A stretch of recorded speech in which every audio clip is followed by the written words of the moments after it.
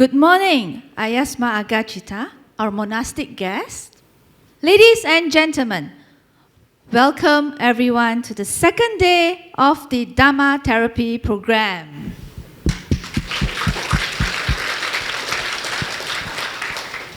Our first speaker for today is Āyasmā Aggacitta, the founder and spiritual director of Sasanaraka Buddhist Sanctuary, Taiping. He's a Malaysian Buddhist monk ordained in Myanmar in 1979. His initial interest in Vipassana meditation eventually led him to critically study Pali scriptures to check on his meditative progress and also to practice more effectively. His passion is to share his discoveries and make the practice of mindfulness more accessible and also more applicable in our daily lives. We have actually heard from Āyasmā Aggacitta yesterday on what Dhamma therapy is and the various types of Dhamma therapy. And to name just a few, what was being covered yesterday was intermittent fasting, medicines in the Vinaya Pitaka, and also listening to the 7 factors of awakening and a few more others. Today, Āyasmā will focus on how the practice of mindfulness and practice of Vipassana based on open mindfulness can be a form of self-healing for both our physiological and psychological well-being. A strong advocate of mindfulness practice, Āyasmā has actually spearheaded and initiated the mindful hiking retreats for both adults and the youth. Let us hear from Āyasmā Aggacitta on how mindfulness practice can be a form of Dhamma therapy and bringing us through a guided open meditation, mindfulness practice thereafter.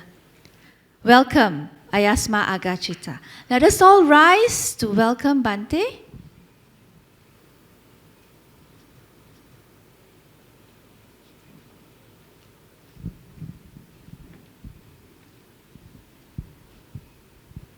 Please be seated.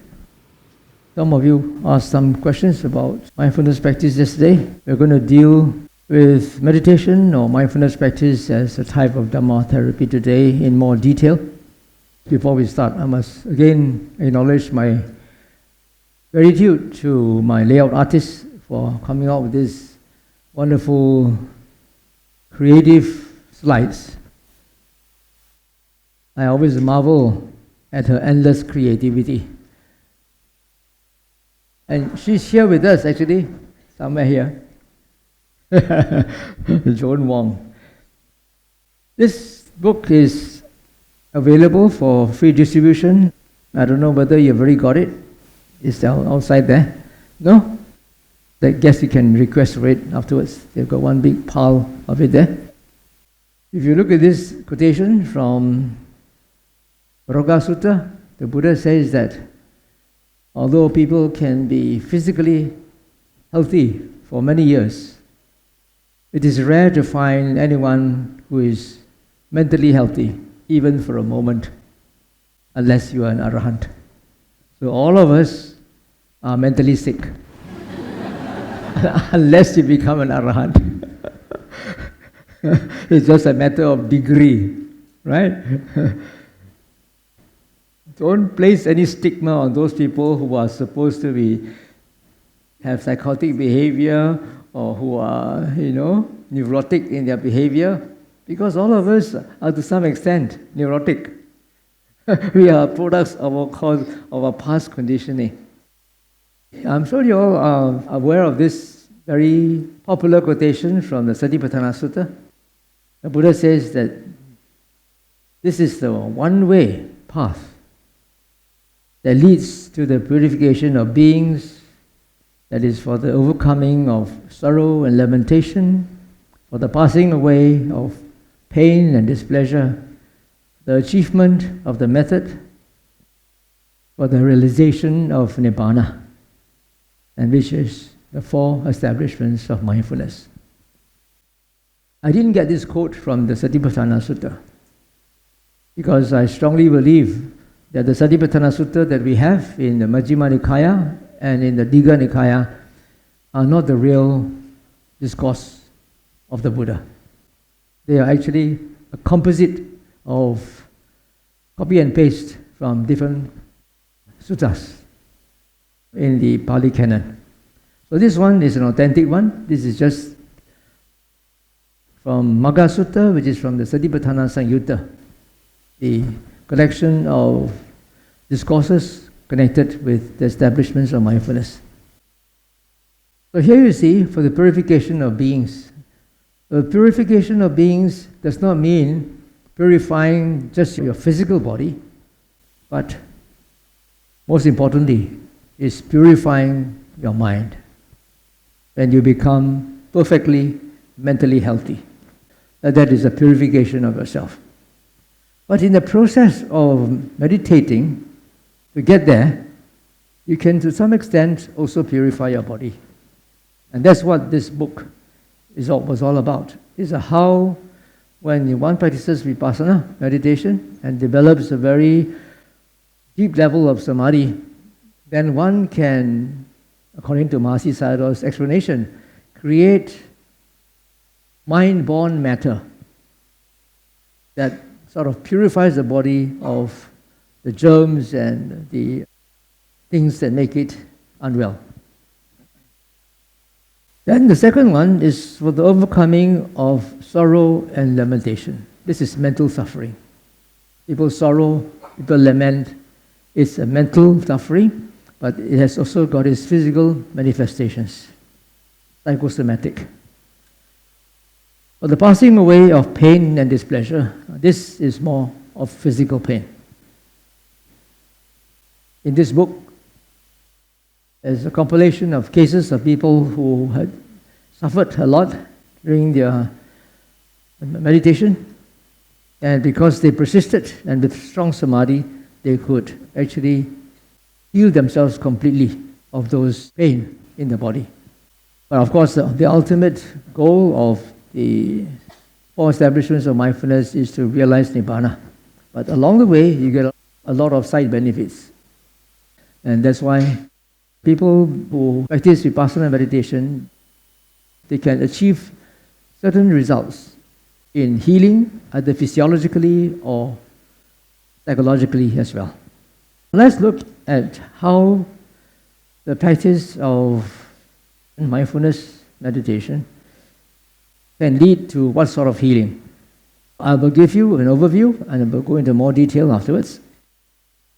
When you practice Vipassana, and your Vipassanā-Samādhi is very strong, then this can give rise to physiological healing. Even if your samadhi is not very strong, but it's just good enough for your mind to be peaceful and calm and to be free of extraneous thoughts, then you activate within yourself the natural qi in the body, and that can also lead to healing. Yesterday, I believe one participant here, one sister, shared her experience with Master Chow and asked for his advice. And someone from there. He says that while she was meditating, she had these spontaneous movements, and then she found that it sort of interfered with her Vipassana.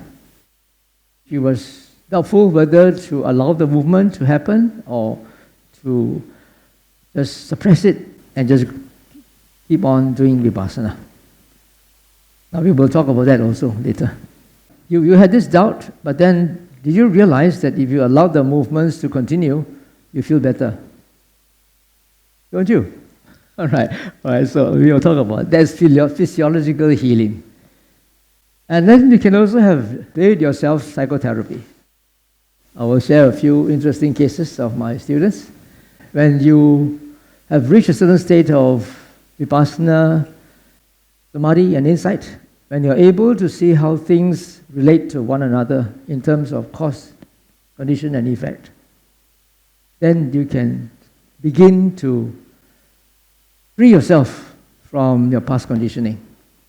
And that's where the psychotherapy happens. You don't need to go and seek a psychotherapist, you can do it yourself. In some rarer cases, people also have past life memories and also help to resolve their behavioral dysfunction. Then you don't need to see Dr. Selina. You can do it yourself.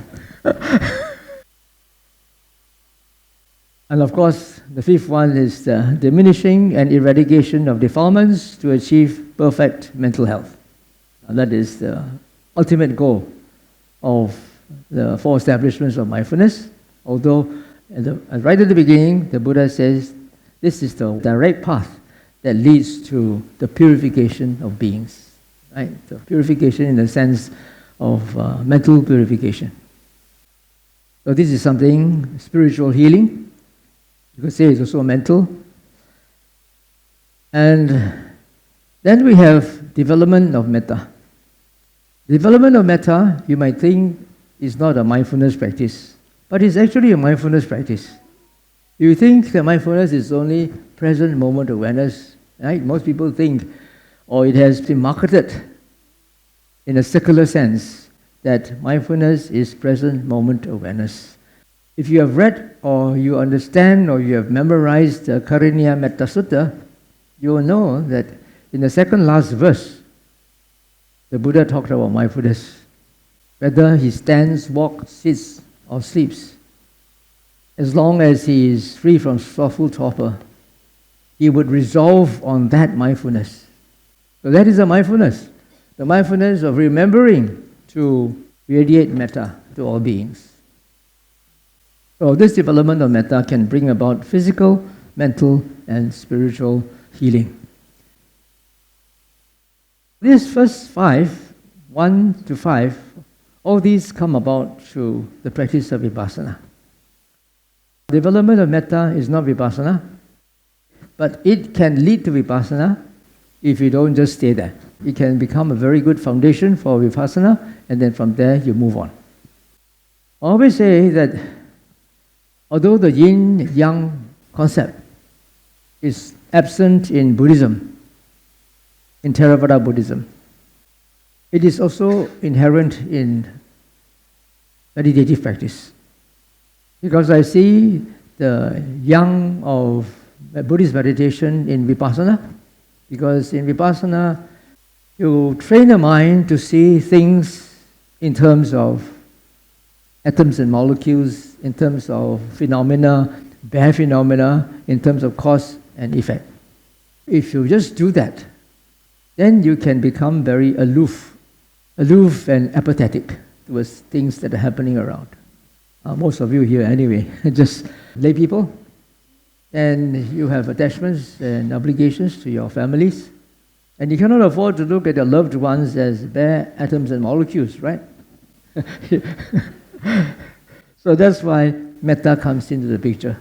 You need to have loving kindness and compassion. If you cut off all attachments, what's going to happen to your family? So that's why I say there's a yin and a yang, and the yin is Mettā. So you have to always balance the two, and that's why in my retreats I always teach both. So now let's go on to this one about the strength of Vipassanā-Samādhi and how it can help healing. If you have a copy of this, you can see that there are many cases of yogis doing the rising and falling method. The method of watching the rising and falling of the abdomen as a primary object. That is a sort of a samatha vipassana practice because it helps to develop your samadhi. And the whole range of health issues resolved because of this development of strong Vipassanā-Samādhi. You can see that a woman was cured of a tumor in the abdomen. A monk was cured of tumor in the abdomen. So a lot of cases of tumors, and also in arthritis, and even of occult affliction. And one man was cured of asthma, another one of leukodermic rashes, itch and pain, and so forth. If you look at the contents of this book, you will see the whole list of physical ailments, and even psychological and spiritual ones that were healed. The method used in this approach is very, you could say, very prevalent in most Buddhist meditations. When you meditate, you're supposed to sit quietly, cross-legged, eyes closed, and then remain as still as you can. In places like Burma, Sri Lanka or Thailand, where they don't have this belief in Qi therapy, they would normally, the masters there, the teachers there would ask you not to move. Sit as still as you can. If there are any movements, control, suppress the movement. Sit as still as you can. So this does not allow the Qi to heal itself. I will talk about that in the next section. So they suppress the Qi. But because they develop the Samadhi, then the Samadhi purifies the mind, and the mind then will create mind-born matter. And these are supposed to be the good matter that can overcome the unhealthy matter that is causing the health issues in the body. And there's one particular sort of pain we call meditation pain. This is due to some injury or some health issue that you had since a long time ago, and you thought that it's already been resolved. But it has not been completely resolved. It is still there. In a normal, non-meditative mode, there's no pain. You feel you're okay already. But when you sit and meditate and then your samadhi deepens, then the pain will come back. The moment you get up from your sitting, no more pain. Every time you sit, the pain will come back. That's a good sign. There's hope for healing, provided the samadhi is strong enough. If your samadhi is not strong enough, you won't be able to stand it. You look at these cases here. Some of them are told to sit for 8 hours, 12 hours. Don't move, don't get up. How long can you do? If someone had pulse, you can't sit with pulse, right? Stand for 12 hours without moving. Can you do it? So if your samadhi is strong, then you can use this method. Disregard the natural chi. Forget about it. Just focus on samadhi, and the samadhi can work wonders. If you haven't got a book yet, you can ask from the organizers, and they will probably give you one to you. And you can read all those miraculous cases. So you have to look at yourself. Some people have very good potential for samadhi. And if you think that you are one of them, go try this. That's very good. Now let's go on to the next one, natural chi therapy. This occurs like one sister shared yesterday. One is meditating and then your mind becomes calm, your body becomes relaxed. When both the mind and body becomes relaxed, then the body will start to move if you have some physical issues. That is because the chi in our body is super intelligent. It knows that certain passages in certain meridians in the body are blocked. And according to Qi philosophy, all health issues are caused because of blockages. Your Qi is not moving properly. It's blocked somewhere. But if you are not a TCM specialist, you don't know about the meridians, but if you're a good yogi, the Qi will move by itself. The Qi can only move when the mind is relaxed, body is relaxed. Most of the time, the mind is not relaxed. You're caught up in a lot of thoughts about the past or about the future. Because of the mind is not calm, the body is also tense. But the moment the body and the mind becomes relaxed, then the Qi has a chance and opportunity to do its work. It's a good thing that actually I learned Yang Shen Gong from Master Chow. That was 25 years ago. As I did, he sort of commissioned me to write a paper on the philosophy of Qi and how it works. And we were doing halfway, and then he stopped. He stopped giving me information to continue, so I can't continue. But I have a good grasp of the philosophy. Why? Because he says that Qi is intelligent. It has its own intelligence. Yesterday, as he was driving me to his clinic, he told me that in China, this is called human science. categorized as human science in the university. In China, they combine Western and Eastern, right? A very holistic approach. I was a Yang Shen Kong practitioner before, and right now also I'm a Qigong practitioner. So I believe in Qi therapy. And so for my yogis, I always tell them, if the body wants to move, let it move. And there's one particular yogi who came from this Mahasi tradition. She's been doing that for many, many years, donkey years. And of course, in this tradition, they ask you, don't move, stay absolutely still. But when she attended my retreat, and the body started to move, I say, don't worry, let it move. Let it move because it's trying to heal itself. She was having some conflicts in her mind because of her past conditioning. Her past teachers told her, don't move, and now I say move. So when your body wanted to move, she say, wow, what should I do? Follow or not follow? Follow or not follow? So finally she said, trust Bhante, trust Bhante. And then she moved. And after that, she felt better. Well, there was one particular lady, old lady, in her 80s, came from my Hokkien retreat in SPS. Hokkien retreats are usually for Lao Yi. All the old ladies will come. She had just gone through an operation on her knee. And she had just, I think, recovered from the knee to do open mindfulness meditation with me. She said that when she was seated, the knee started to shake, very vigorously. The leg, where the affected leg. And I said, don't worry. It's trying to heal itself. Go ahead. Let it shake. But it shook so vigorously that it disturbed all the other yogis. So she had to go and look for a place where nobody was around and shake herself. And she completely healed herself. So the next time round, she came back to do another round of meditation with me. I asked her, how's your Qigong? No more Qigong. Gone already. I'm really healed. I'll show you this one. And she's also a very long time meditator. Actually, she started meditation at the same time as me. We are about the same age. I met her in MBMC, Malaysian Buddhist Meditation Center. And we actually went to Mahasi Center in Yangon to meditate way back in the 1980s. So she's been meditating for a long, long time. So she's from the Mahasi tradition.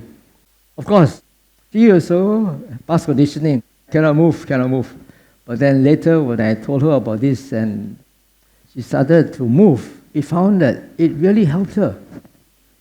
When she gets into this nasal congestion after her operation in 2016, whenever she has this nasal congestion and she takes all the medication and whatever, oral and so forth, it doesn't work. Still so uncomfortable, she will just sit down, relax, and let the body do its work. As I said, the Qi is fantastic. It's super intelligent. It knows what to do. She wouldn't know how to do it, but the Qi will do it for her, and she will ease her congestion. And look at this one. This one is more dramatic.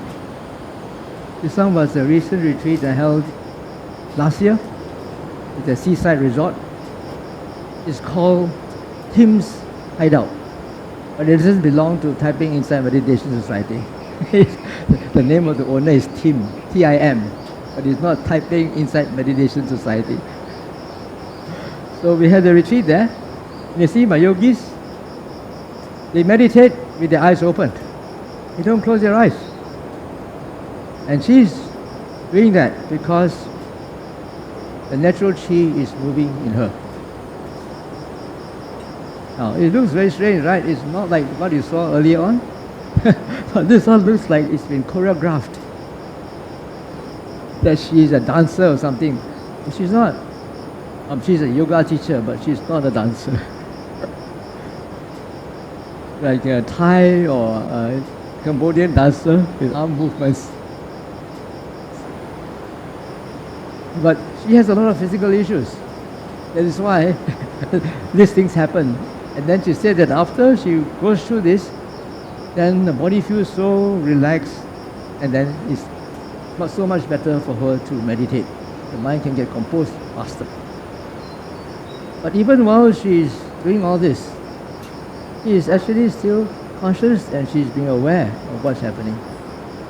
You look at the other yogis, their eyes are open, they're not distracted. Now if you come from a closed eye meditation technique, and I ask you to sit there, you will definitely tell me, impossible to meditate. She is creating so much distraction, how to meditate? They are all minding their own business. So it is possible to meditate with the eyes open. In fact, there's no sutta in the Pali Canon where the Buddha says, close your eyes. Is any posture? Remember, as you get up, make use of the composure that you have developed. This one is a more recent one. During the Q&A, you can ask her. She's hiding behind there. Whether what she's doing, whether she was mindful when the body was moving.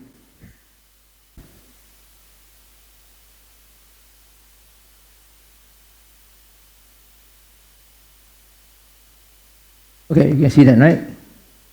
So let's fast forward.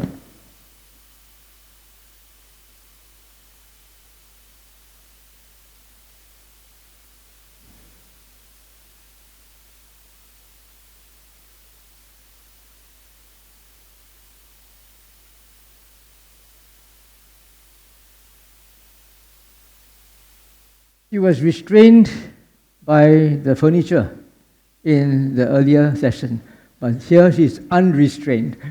she just goes all over the place.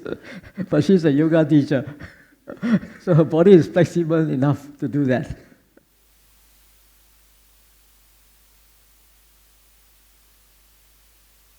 I'm going to fast forward for you.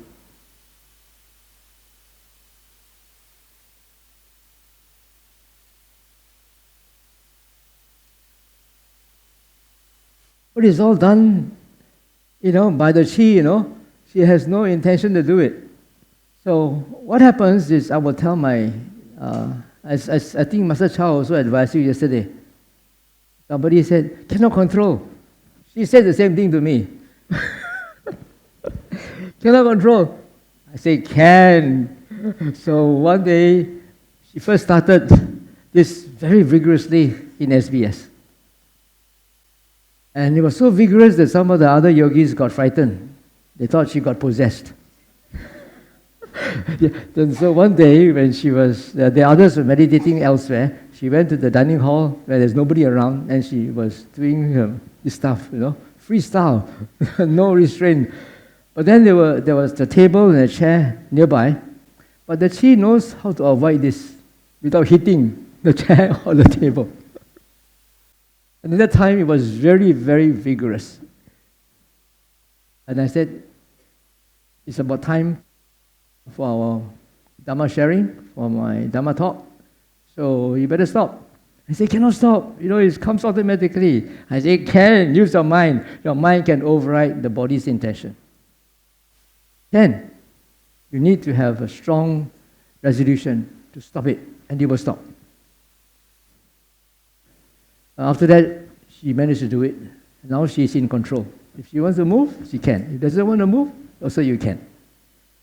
So you want to see how it actually ends in a very strange way. Let's fast forward and see what she does.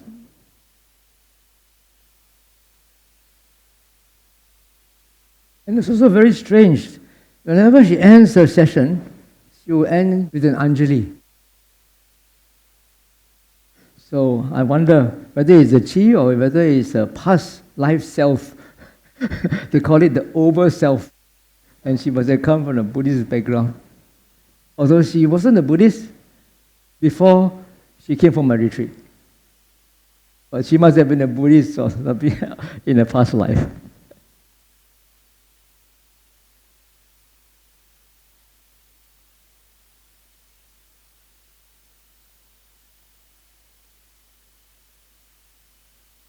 Alright, so much for natural chi therapy.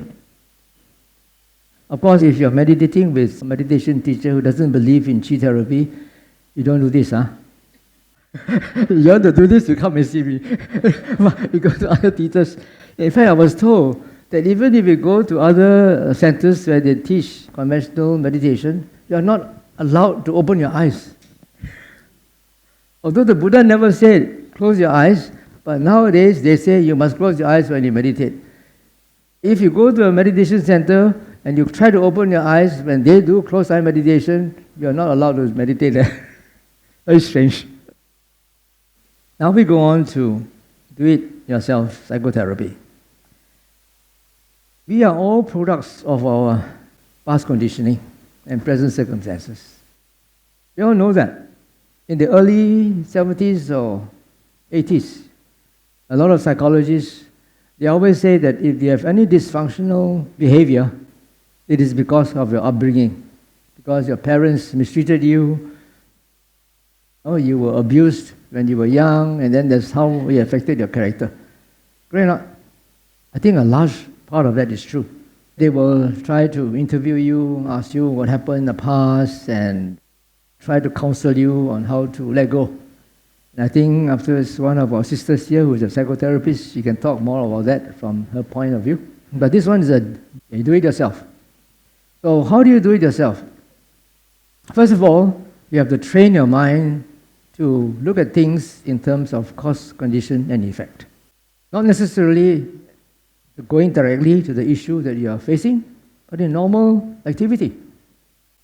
For example, when you are going for your meal, that's the best time for you to see cause, condition, and effect. The moment you approach the counter, you see all those dishes arranged. The moment your eyes come into contact, then you will immediately recognize it. Correct or not? Why? Because your past conditioning. You had seen something like that in the past. Immediately you see it, you recognize it. If you have not seen it before, you wouldn't recognize it, right? And also, you probably thought in your memory that one is delicious. So when you see it, it reminds you of that food, and in your mind it says it's delicious, then that will cause an intention to take that food. Right or not? If it was something bad, distasteful to you, you see it, then you know, I'm not going to take it. So you see, you are a product of a past conditioning. And your present cause, the present cause is because of your eyes coming into contact with something. Another cause is desire. Desire for pleasure or desire to avoid displeasure. It's still one way or another, it's still desire. So we see this in ordinary circumstances. You program the mind to see things in terms of cause, condition, and effect. There's no one there. It's not you. It's all due to past conditioning and present causes. And then, when you have a very long-standing issue which you have not been able to resolve, when your samadhi is strong enough, when you have seen enough of cause, condition, and effect in your daily life, not necessarily in any particular issue, then when that particular issue arises, or you want to resolve that issue, you just ask yourself, how do I resolve it? You just ask the question and don't think about it. Then come back to just do your practice. And then eventually, when your mind is calm, it will just pop up. And you can resolve it. There's one interesting story of also a senior citizen who attended my retreat. She is a maths teacher, maths lecturer, and she conducts online classes for students. She was actually designing a project to do an online course, and she was trying to figure out how to present it. And before she could complete that, she had to come for the retreat. So the thing was at the back of her mind. But anyway, she just put it aside and she'll come back and do it after the retreat. So towards the end of the retreat, and she was meditating, out of the blue, suddenly the whole project unfolded before her. All the details of how to do it, as though she downloaded it from the cloud. Free download. And so that she won't forget it, she quickly, stopped meditating and noted down all these things. so that she can put it into, implement it, and she got back home. Now, I'm going to tell you another interesting story of one European Dhamma practitioner. She wrote me an email, and she was 39 years old at that time, and she wrote me an email on the 21st of February 2019. Previously, she had attended my Satipatthana Sutta study with meditation workshop in Nalanda. February 2019, she was in Sri Lanka. She was meditating there. But she was staying in a place where they were quite hilly. She had to climb up and down from a place where she was staying to get her food or something. And so she said she had a problem. Whenever she goes up a hill, she's got no problem. She's quite agile. She can go up quickly. But whenever she comes down, she feels very awkward and very self-conscious and clumsy. And she wondered why. What could be the reason? She said, I used to always be the first to climb up and arrive, and the last and the troublesome one when descending. That was before she's doing her retreat, when she goes hiking with her friends. And then she asked me, how can I handle this? Because she knows that I conduct hiking retreats, but she has not attended any. So the moment I read this, it already occurred to me that this must be due to a childhood trauma. In my email, I told her, if you had really been mindful when you were coming down, you wouldn't have time to think about all these things. You wouldn't have time to be self-conscious. You are trying to save your own skin, right? You can't afford to sleep. You can't afford to lose your mindfulness, or you'll tumble down. And then when she first read, it struck the bell. And then she read the second round. In the email also I said, so it must be due to a childhood trauma. But now, don't worry about it. Whenever that issue arises, ask yourself why. Like I told you just now, and don't think about it. Now, she has been following my Dhamma talks and YouTube, and she has also been meditating. And so her mind was already composed, and her mind was already geared to look at things in terms of cause, condition, and effect.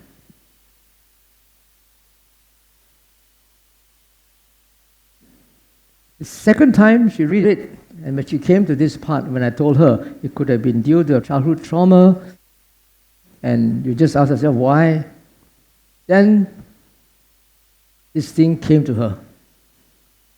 A vision arose of herself, and she was 5 or 6, and she was playing on the slope in a home. It's in Italy, so it's very hilly. Her cousin brother was there teasing her, making fun of her, and because of that she felt very self-conscious, and she rolled down the slope and then got caught under the very low undercarriage of a Citroen car. And then she was saved by her grandfather. My grandfather managed to pull her out. So because of that, it was buried in her for so long, completely forgotten about it until this moment. And then what happened? After this realization, he had the urge to sleep. When he got up, everything is over. It feels as though he had let go of that burden. And then he said she will let me know later, when she goes hiking, whether it has really been abandoned, eradicated. So she wrote me a few days or a week or so later, and she said, yeah, yes, it's gone. But then recently, I asked her again. It's 2023. And now she's already 43. And she said that this dysfunctional behavior was uprooted. I can confirm it has remained the same until today. And then she sent me some photographs to show proof that she is able to climb down to the waterfall from this hill. You see how steep it is? Steeper than any of the hills that we have climbed in hiking retreats. She can do this with no problem. And she also said that this method worked for her for other micro-dysfunctional behavior. Where some micro-dysfunctional behavior, she would ask herself, why? And then the answer will come. You could see this past conditioning, and that is a realization, and then she will let it go, and it doesn't happen again. Let's go on to the next one, past life regression therapy. This one also happens, but also common, more rarely. This happened when I was teaching a mindful retreat, a 10-day one, in the Borneo Highlands 2 years ago. It was in November. So there was this lady. She was quite a tall lady, tall for a woman, so very big size. She said that she had an issue of always mistrusting people who are close to her. Whether it's a loved one or whether it's a working colleague. One day, while she was meditating, she had this vision of being a Chinese general. Actually, this looks like her. I just Googled it last night, I managed to look for it. Hey, this looks like her. She's got a moustache for a woman. She's a bit hairy. And she's big size.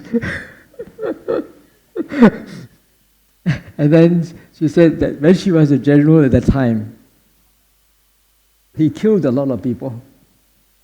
But he was betrayed by one of his soldiers, and he got killed because of betrayal.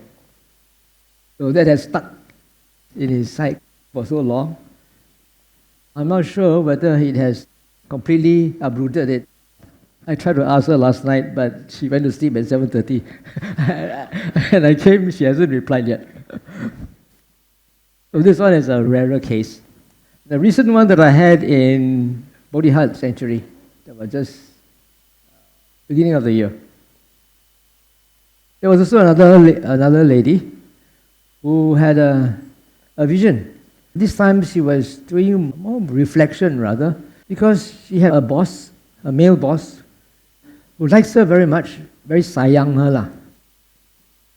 Even though sometimes she's very rude to the boss, he's always forgiving and takes very good care of her. Then she just wonder why this boss is so good to me.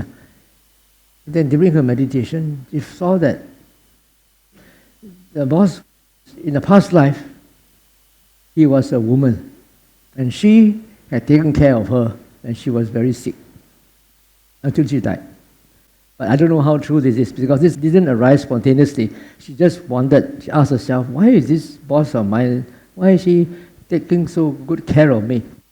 And so this appeared to her. Of course, this one is very obvious. Diminishing and the eradication of defilements to achieve perfect mental health. Now, if you attend some retreats, some Vipassana meditation retreats, they always like to talk about the 16 insight knowledges. And they talk about Magga, Phala and all that. I never talk about this in my retreats. I always tell people, don't worry where you are at. The most important thing is watch your own mind, watch your own defilements. If your defilements have decreased, you have become a better person, then you are on the right path. Otherwise, if you become very exclusive in your view about what is meditation, you become very haughty and looking down upon people who cannot meditate as well as you are, or who are on a different path, then you may not be on the right path. So this is a spiritual healing, this is obvious. And now we come to the development of Mettā. This one, as I said earlier, is a yin of Buddhist meditation. I will tell you one very extraordinary story of one lady, meditator. If you're familiar with SBS, you know where this is? This is the Dhamma workers' quarters, heading towards the office. And so this was way back in 2000, before the COVID. I think, it should be around 16 or 17. So she was walking towards the main office. That was after lunch, and she was going there to do her afternoon meditation. This is the Dhamma worker quarters behind. Behind her now is the office. So as she was walking towards the office, she heard some noise behind. She turned around and she saw a monkey. Can you see the monkey there? Can you see the monkey? Yeah. You know what the monkey was doing? What will you do? You run for your life, right? This is called a pigtail macaque. This is the alpha male. The alpha male is very humsap one. Whenever I see women, he will try to disturb women. I'll chase them and let them run. So this one is a loner. He goes around. He sees him very often in SBS. So he was making faces at her, baring his teeth, and she turned around very calmly, and she started to chant Arahang. I teach Arahang, Sama Sambuddho, and Sukhino. She chanted Arahang, no response. Still the same thing. She's still as aggressive as ever. Then she switched to chanting Sukhino and also doing Mettā. Because she has been practicing Mettā for 30 over years. Her Mettā was exceptionally powerful. And she is very steady. She didn't run. She just turned her back very calmly, looked at it, and started to just do that. Then miraculously, what happened was the monkey waved. And she waved back. Amazing, huh? I spent several hours going through the internet to look for a monkey waving. I couldn't find any except a baby monkey. So I had to go and substitute a macaque's face and put it on there. And so after that, the monkey walked away. You see? Fantastic. This is the strength of Mettā. This was way back in 2015 when we were hiking in Malaysia Basin, the toughest of all the hikes in that conservation area. There you see, all of us were looking at leeches. After every few steps, we have to check our legs for leeches. Even if you wear leech socks, they will go inside somehow. And then there was this lady, you see this lady in red. She was also there. Not right now, they are looking at a tortoise in the forest. This lady in red, she was chanting Sukhino all around. Because earlier on, I had told them, if you're afraid of leeches, chant Sukhino continuously without stop. And she was very afraid of leeches. So she started Sukhino all the way. And then she looked. In front of her, everybody was checking for leeches. Behind her, everybody was checking for leeches. But no leeches on her legs. And then she said, is this coincidence? Huh? Then she changed chanting Arahang. Changed to just watching the five senses. And the leeches came. This is called controlled experiment. Okay, anyway. Yeah, it has worked. Not only in this case, in many of my hiking retreats also. Yeah? And many of them also have tried. And they also tried to change to Arahang or doing open mindfulness. And then the leeches will come when you stop doing Sukhino. But don't do that to mosquitoes. Mosquitoes don't listen. They are not as sensitive. But I have one of my supporters, actually my cook, she's got very strong Mettā. She says when she goes to meditate and she sends Mettā, mosquitoes don't come near her. And how strong is the Mettā? When she prepares, she go and pluck ulam. Ulam for me, pack it in a plastic box. She will send Mettā to the ulam, and the ulam can stay there fresh for 7 days. Fantastic Mettā. That's why you must have this fantastic Mettā for the mosquitoes to keep away. This is the other one. We conducted a hiking retreat in Endau Rompin, on the Johor side, Seliao. I was staying in a chalet somewhere. The hikers were staying in a dormitory. So one hiker was saying that at night she had a visitation from one of the hantus around there. And then he chanted Sukhino. When in my normal sit-walk retreats, I teach them only to chant Sukhino in 2 languages, either Pali English or Pali Hokkien. When we go hiking, we chant all languages. Pali English, Pali Hokkien, Pali Cantonese, Pali Mandarin, Pali Malay. So he was chanting all this.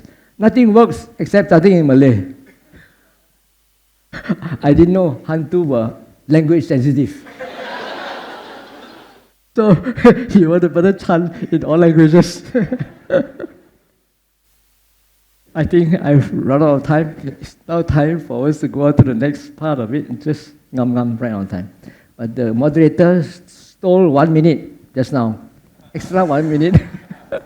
But anyway, we are going to do guided meditation. And you've been sitting for so long, so we're going to stand.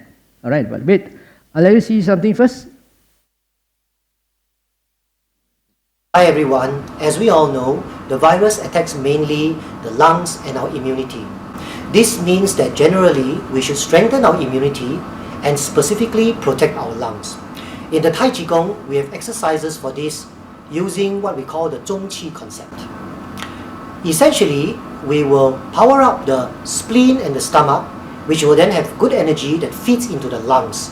This will combine with the lungs energy, which will then split into two different energies, one of which is your immunity qi. So when we do this simple exercise, we will on one hand boost the lungs and also your immunity.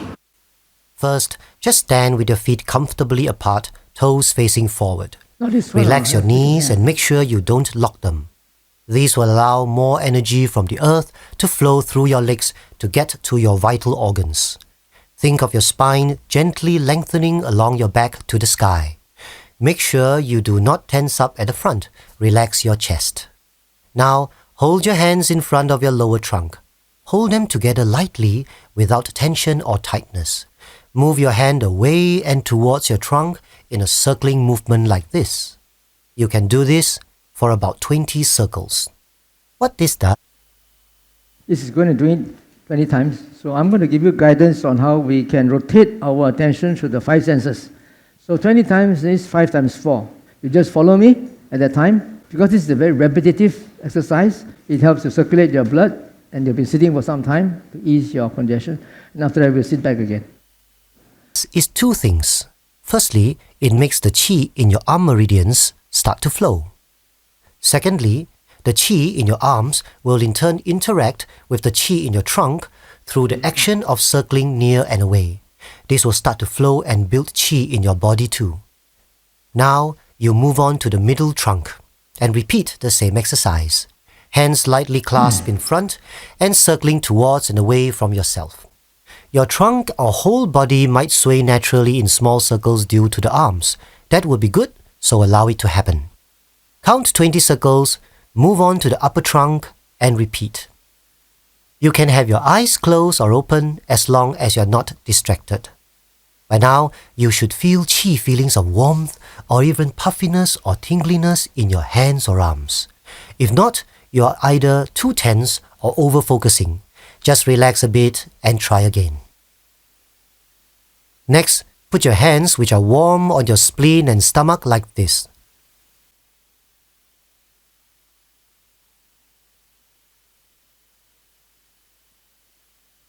Start to turn the left side of your body in an up and down circle. Do this for 20 counts. Next, place your hands on your stomach. Keep your knees flexible and turn the up-down circles this way for another 20 counts. After that, touch both hands to your chest. You can place both on your sternum or one to each side. Again, move your chest in an up and down circle like this. If you need, you can bend your knees up and down slightly to help you to get the feeling of the circling. Again, for 20 counts. Next, drop your arms and vibrate up and down naturally in a movement like this. The action is mainly in the pelvis and knees. This will start to activate qi flow through the leg meridians. Vibrate and count to 20. Then, place your hands on your spleen and stomach together and count to 20. Finally, with the body still in vibration, place your palms on your chest and vibrate for another 20 counts. That's it. You can immediately restart the exercise from the beginning, or you can repeat from the first spleen part.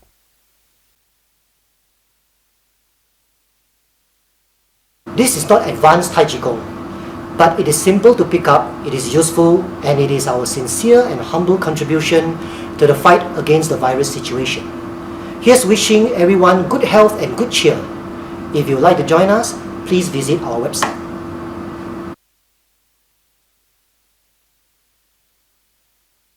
Okay, so you can spread out more. So some of you can go over there, some of you can stand on the aisle at the side there, or some of you can come here, well, wherever, so you've got more space around.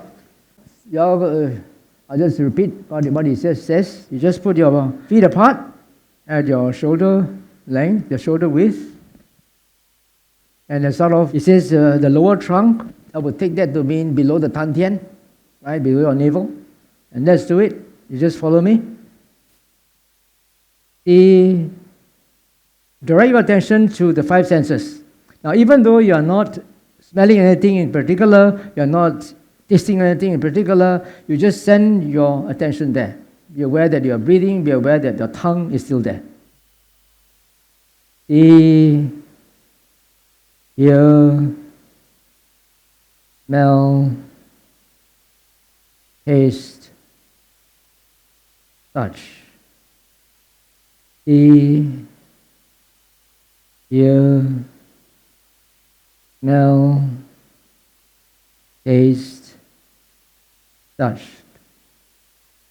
See, hear, smell, taste, touch. See, hear, smell, taste, touch. Go up above the navel. See, hear, smell, taste, touch.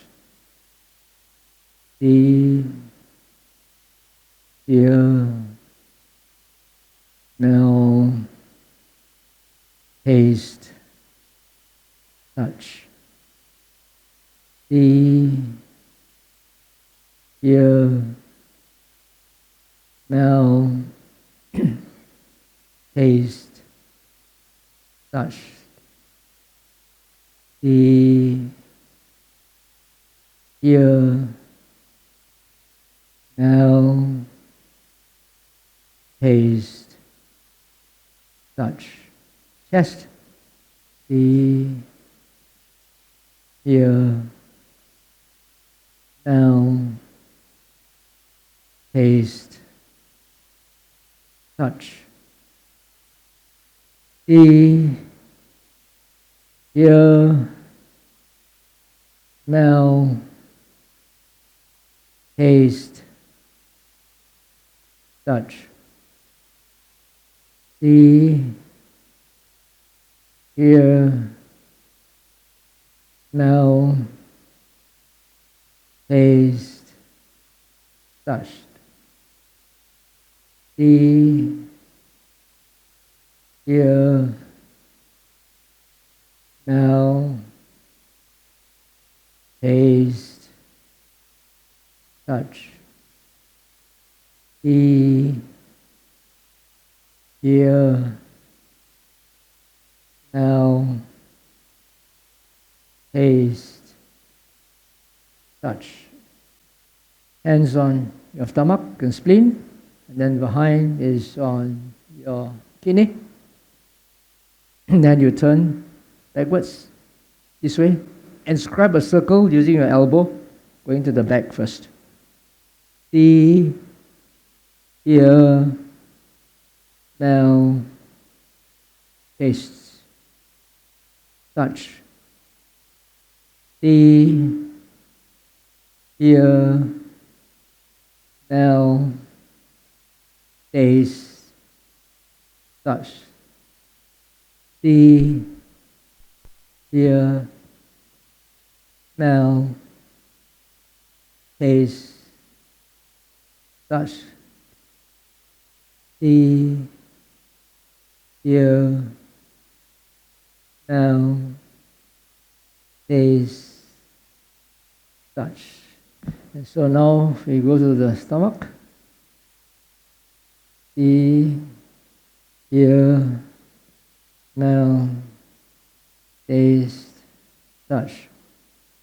See, hear, smell, taste, touch.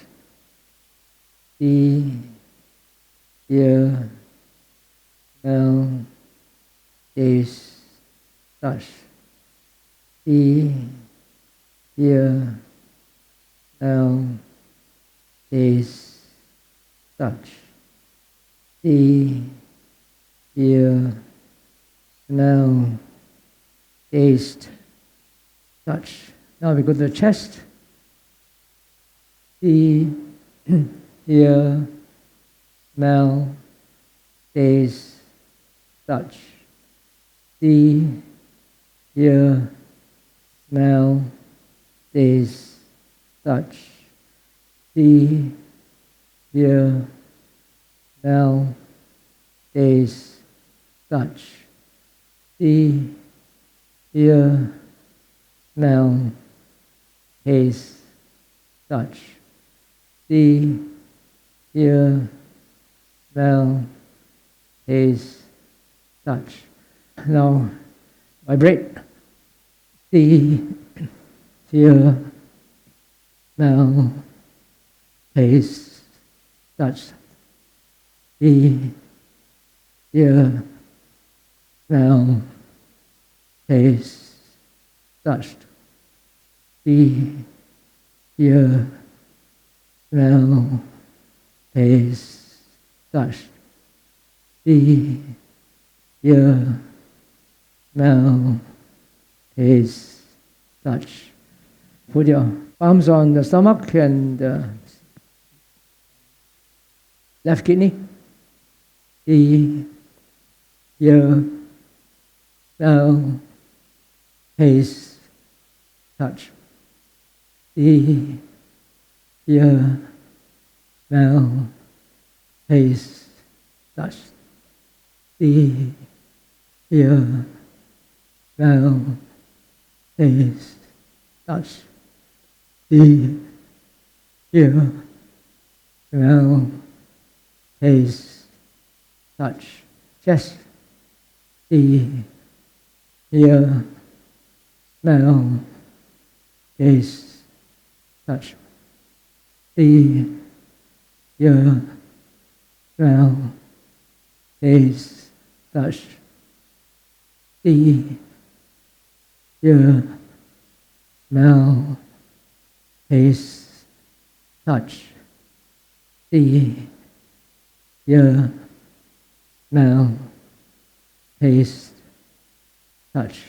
Okay, get back to your seats.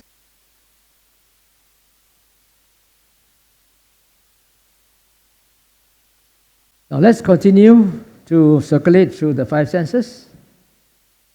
Started it just now, so now just try to continue the momentum. Keep your eyes open. Settle down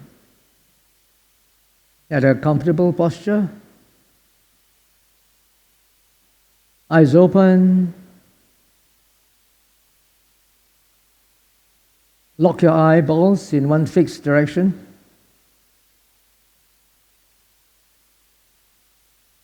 And try not to turn around. Don't turn your eyeballs left, right, up and down. Just look straight ahead and maintain an unfocused or wide-angle gaze.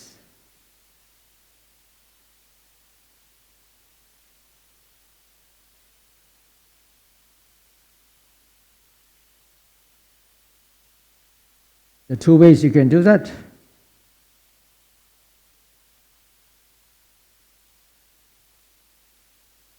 You can look beyond the walls, adjust your focus to infinity.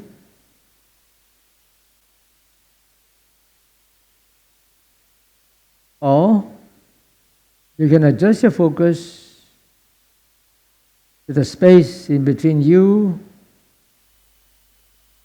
and an obvious object in front of you.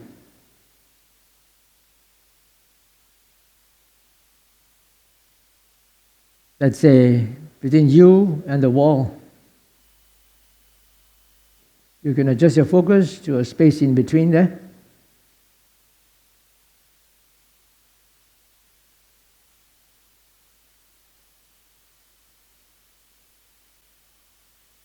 Just as you maintain an unfocused gaze, a wide-angled gaze, try to do that for the other senses as well.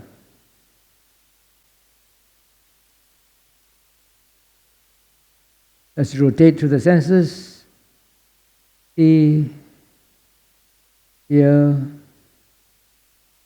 smell, taste, sit, see,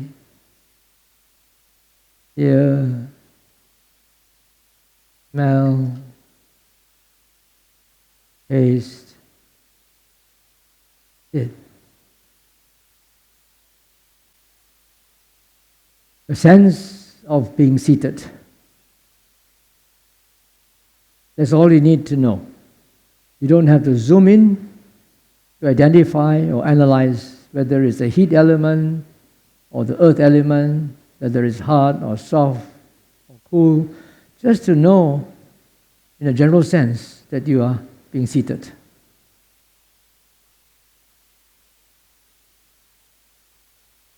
And also try to remain as still as you can. Please bear with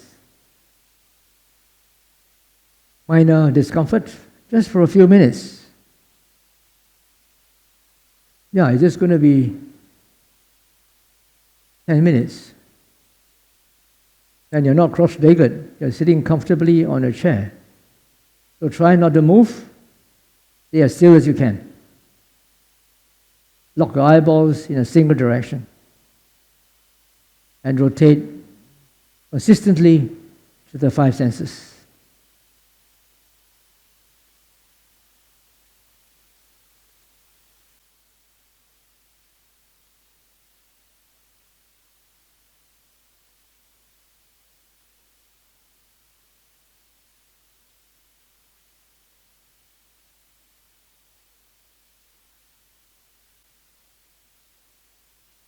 If you are already a seasoned meditator and you can sit still without moving,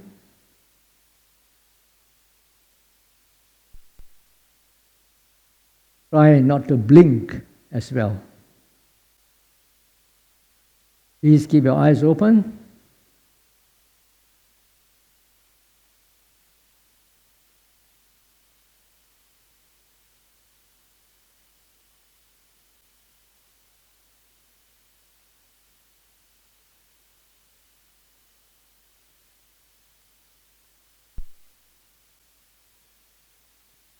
You will notice that as you try to rotate to the five senses, the mind can still run off.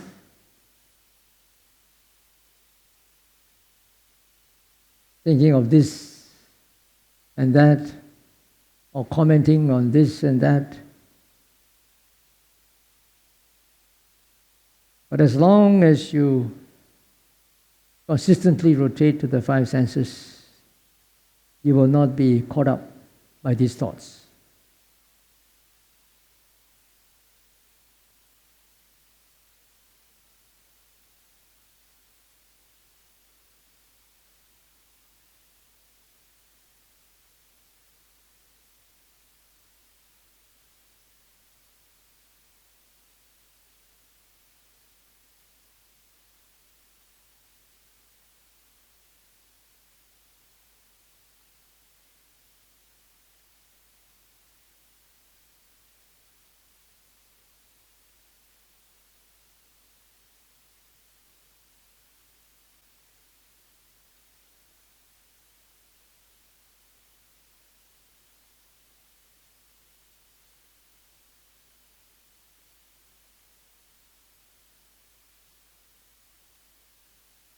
Even though you try to anchor your mind by rotating to the five senses, there is still a lot of mental activity going on, coming and going.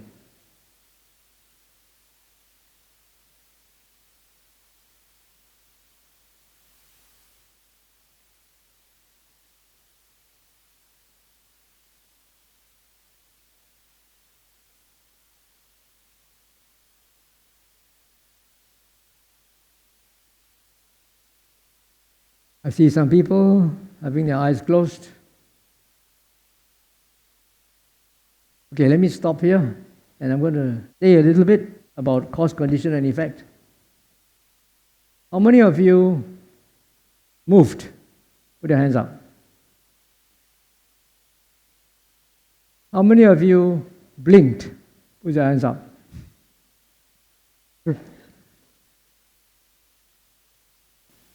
When you blinked, did you try to restrain yourself first until you could not tahan and then you restrain? That is a product of causes and conditions. Why do you want to blink? Because you felt uncomfortable. Why not? And you want to be comfortable. Desire is there. And how do you know that by blinking you'll become comfortable? Past experience, past conditioning, present cause, desire. Another cause is because it's uncomfortable. Being uncomfortable is a passive cause, and wanting to feel comfortable is an active cause. And that brings about the intention of wanting to blink. But then another intention follows, and we say, wait, don't blink. Why? Because Bhante says so. So that is also a product of causes and conditions. If I didn't say don't blink, you will surely blink without a second thought. And also there's another element. The first intention of wanting to blink, you could say, is a passive effect from the first one. Then this passive effect becomes the cause for the next intention. Because the next intention is don't blink yet. Wait, hold on. There's an active cause for this second intention. And that is because you want to desire to follow instructions. If you don't care what they say, that's his business, I want to blink, I blink, then that intention won't arise. Or if you're a seasoned yogi and you've been practicing with the eyes open, you won't blink because of past conditioning. You are used to it. We are all products of causes and conditions. I'm explaining to you intellectually, and you not your head, right? Now you understand intellectually, but can you internalize that in your daily life and to see that all your thoughts, feelings, perceptions, opinions, ideas, all products of causes and conditions? There's no one there. So all your issues, all your psychological issues, all your emotional issues, all your relationship issues are all products of causes and conditions. And the most basic one, the cause is ignorance, not knowing that nothing is worth clinging to, nothing is worth desiring for.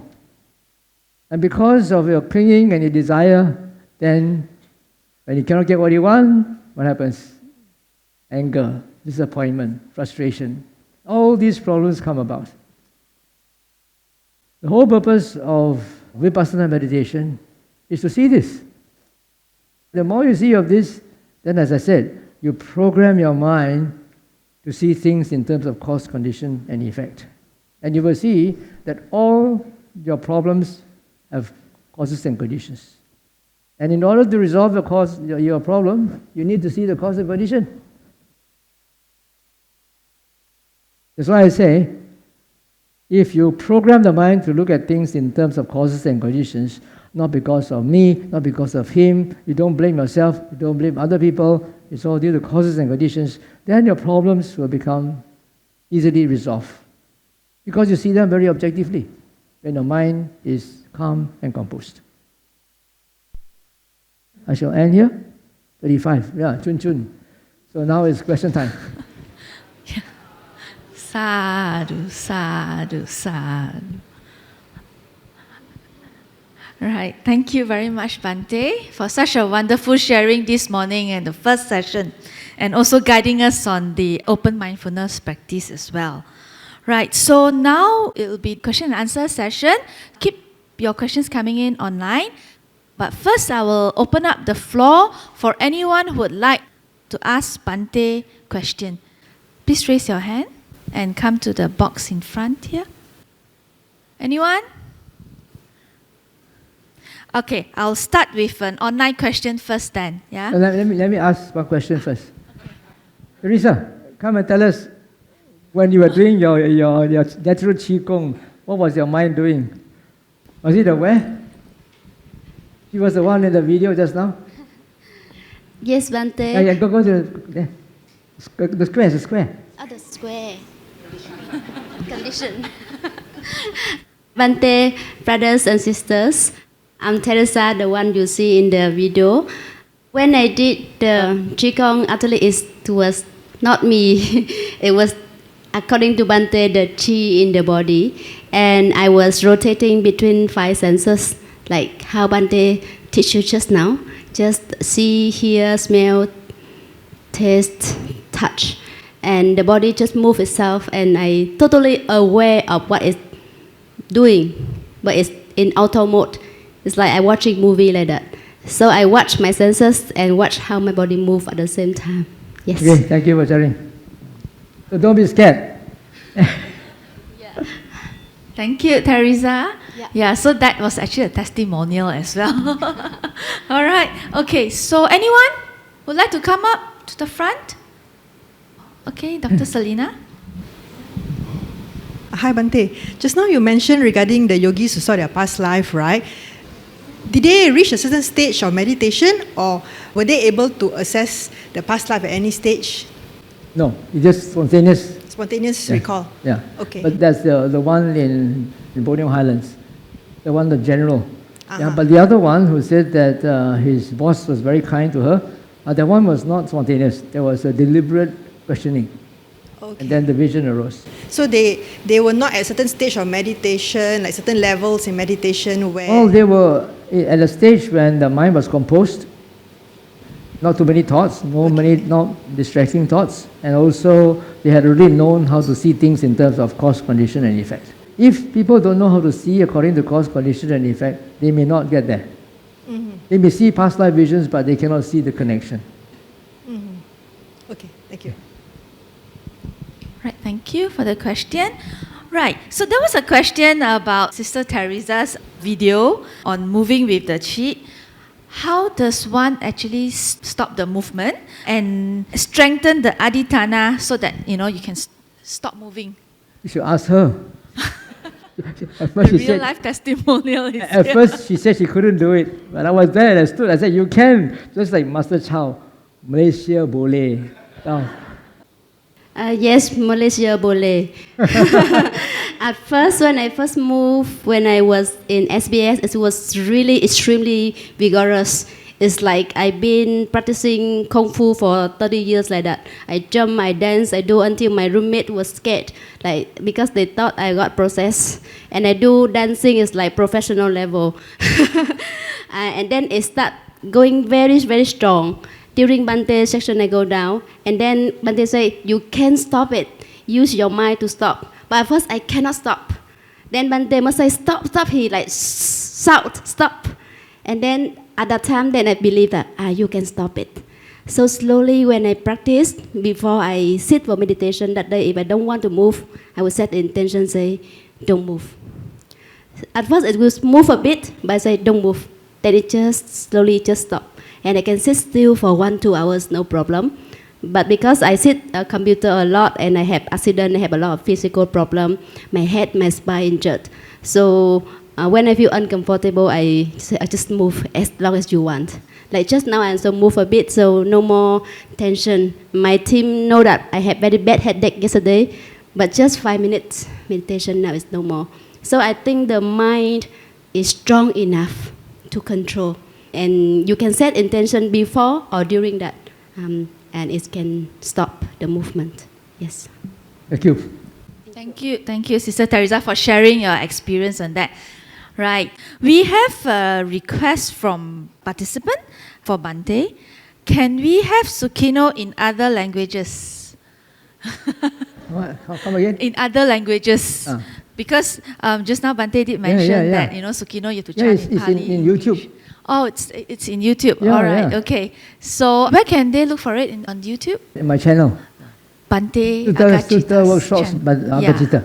Yeah. All right, okay. So sadhu to Bhante. Yes, sister? Good morning, Bhante. I'm the one that yesterday asking the question. So really true that I really have very bad injury during baby time. So I fall from the table. So since 19 years old, I start to have all the pain everywhere. Then the sitting was in Vipassanā-Aggacitta. That was my third sitting. So suddenly the chi came in. Then I shaking my shoulder. Then because I have all the injuries, so I couldn't really bend it. But when I fold my leg, the chi really like push me down, and then my face actually can touch the floor. And then the hands start to like shaking like that, and then shaking. Until I went to night already. Until I went to my room. While I'm sleeping, the hand is like rolling. Until I couldn't sleep. Till very tired already, I sleep.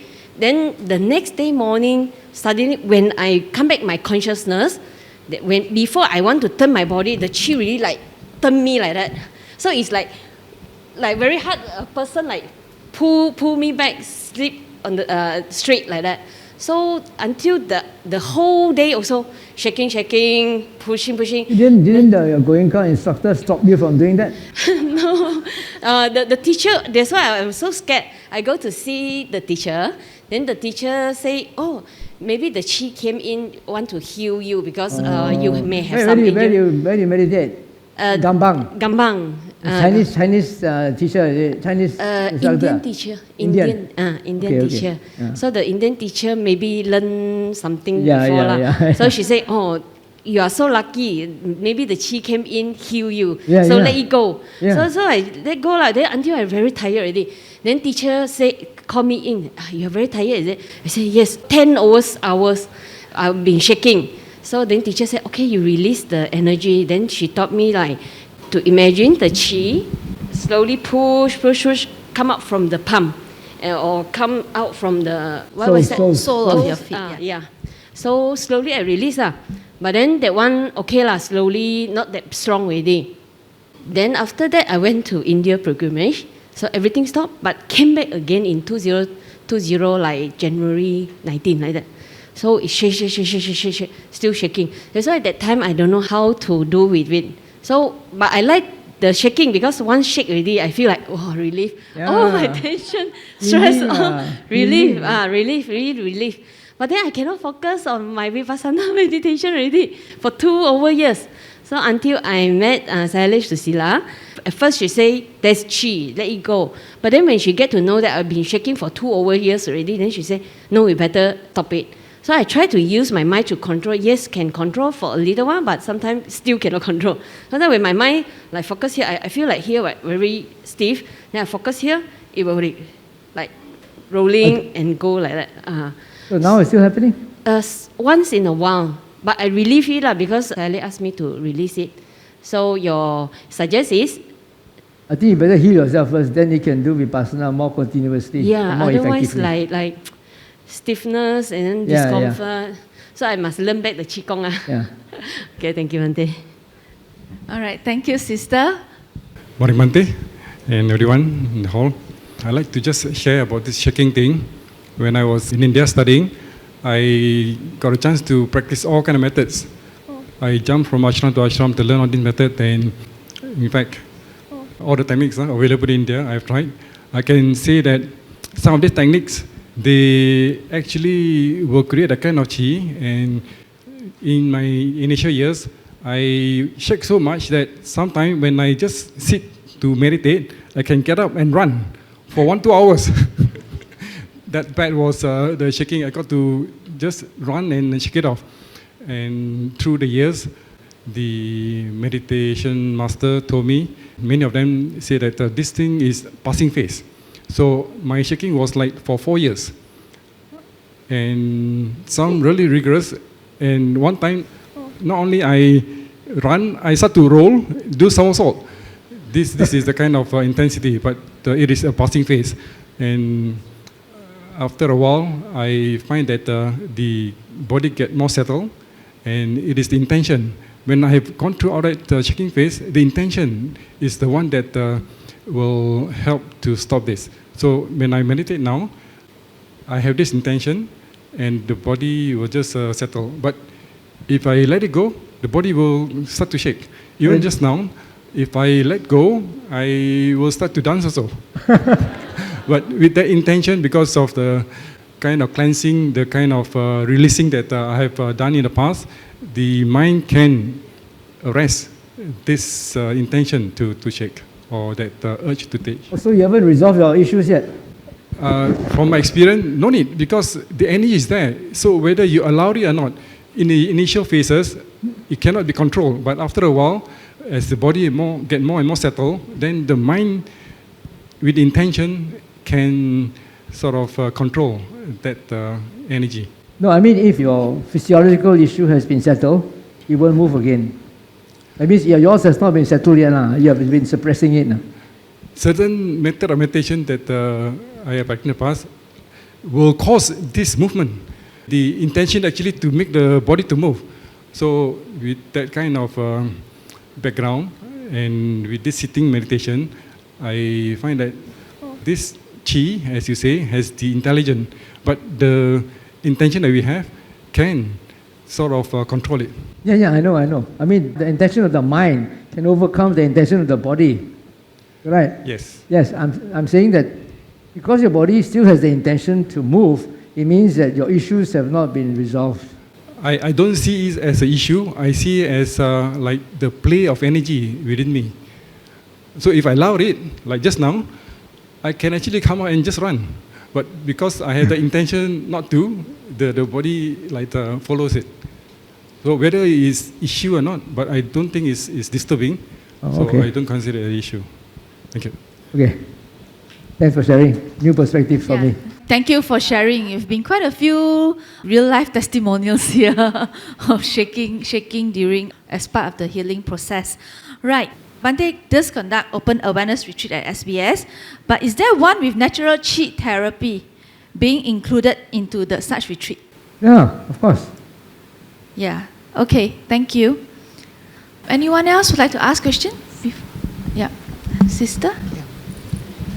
Bhante, good morning. Good morning, everybody. My question is a totally opposite one. Let's say if you go into deep meditation and it feels like a deep sleep, but some people can have a deep sleep with the eyes open. How can we manage that? And what's your opinion? What do you mean by deep sleep? We fall asleep. I mean, I don't know. No, when you're in deep meditation and it feels like you are in a deep, I don't know whether it's sleeping or not.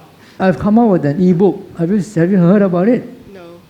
Yeah, you should go and read the e-book. Okay. Okay. Maybe you'd like to share with everybody else what's the e-book about. The e-book is called Secession Experiences and the Notion of Awakening. What you have, you say like deep sleep is like a secession experience, like everything ceases. There's nothing there. Right or not? Yeah, but there's nothing there, right? Because it ceases. So you're fallen asleep. Oh, wow. Yeah. It's secession experiences and the notion of awakening. I have to meditate on that. Thank you. No, you will read that e-book. Yeah, okay. We will take note on that as well.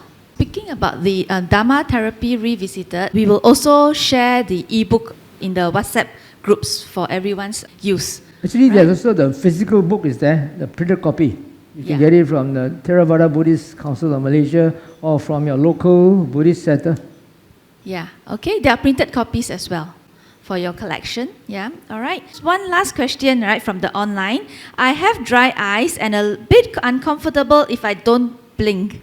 So how do we overcome that? Yeah. If you have a health issue, then you have to blink.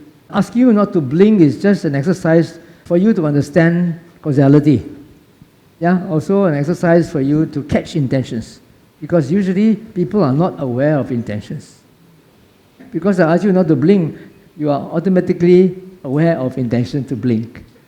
So intention is, the Buddha says, intention is karma.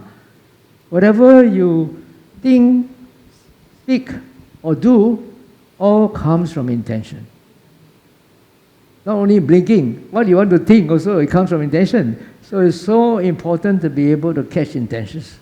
Only when you can catch intentions, then you can process those intentions and decide whether you want to follow them or not.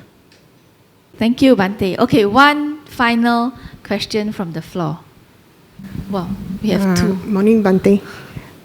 Last time I used to move a lot, but later I realized the intention, actually, I want to do it because it's healing.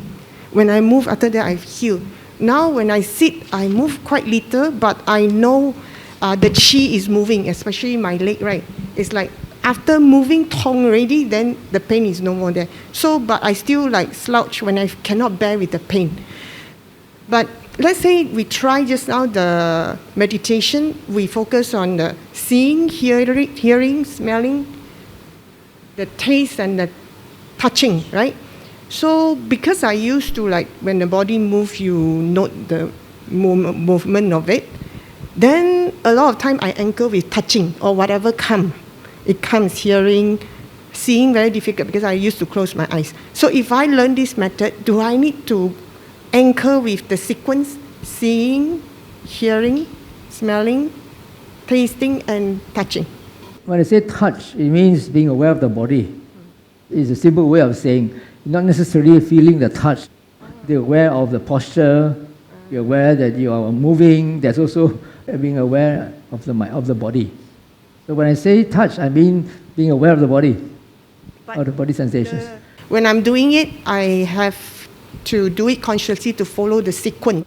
If you were trying to consistently rotate to the five senses, can you see that you have much less thoughts, right? Even if thoughts are there, you have to come back to the next sense. You can't follow it. Otherwise, if you're just watching the breath, sometimes you get lost in the thoughts. After 1 minute or 2 minutes, then you realize, hey, where am I? Then come back to the correct or not? So this is a rigorous way of settling your mind.